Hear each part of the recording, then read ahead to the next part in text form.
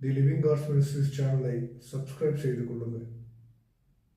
கர்த்தர் உங்களை அபரிவிதமாய் ஆசீர்வதிப்பாராக. கர்த்தருக்கு பிரியமான தேவச்சனமே, இப்போ நாம் தேவனை துதித்து ஆராதித்து ஜெபத்திற்குள்ள கடந்து போவதற்கு முன்பாக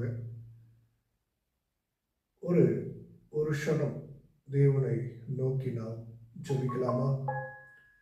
ஜெபிப்போமா? எத்தனை பேர் என்னோடு இணைந்து ஜெபிக்க காத்திருக்கிறீங்க, ரெடியாக இருக்கிறீங்க? கண்களை மூடுவோம்.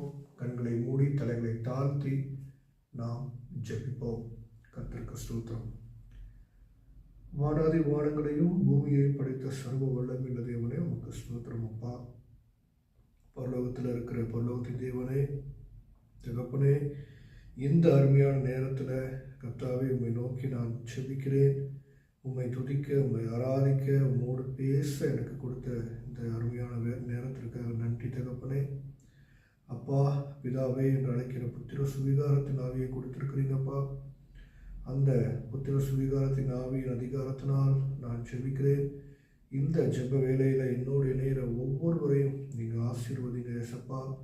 அவர்களுடைய கடன் பாரங்கள், பிரச்சனைகள், பிரிவினைகள், போராட்டங்கள், சோர்வுகள், வியாதிகள், பலவீனங்கள், பிசாசின் கட்டுகள் எல்லாமே இயேசு கிறிஸ்து நாமத்தில் அவர்களை விட்டு உடைந்து வெளியேறட்டும் என்று நான் ஜெபிக்கிறேன். கர்த்தாவே, நீர் வைத்திருக்கிற ஆசீர்வாதங்களை அவர்கள் சுதந்திரத்துக் கொள்ள தேவன் தாமே பலப்படுத்துவீராக. என் ஆண்டவர் மீட்பெருமாகிய இயேசு கிறிஸ்துவின் நாமத்தில் ஜெபம் கேளும் நல்ல பிதாவே, ஆமென். ஸ்தோத்திரம். தேவச்சனமே, தேவனை துதிக்க போகிறோம், தேவனை ஆராதிக்க போகிறோம். துதிகளின் மத்தியில் வாசம் செய்கிறவர், அவர் தூயாதி தூயவர், அவர் பெரியவர், அவர் பரிசுத்தர். அல்லேலூயா. துதிக்கலாமா? தேவனை ஆராதிக்கலாமா? கர்த்தருக்கு ஸ்தோத்திரம். ஒரு 5 பாடல்களை பாடி தேவனை நாம் துதித்து ஆராதிக்க போகிறோம்.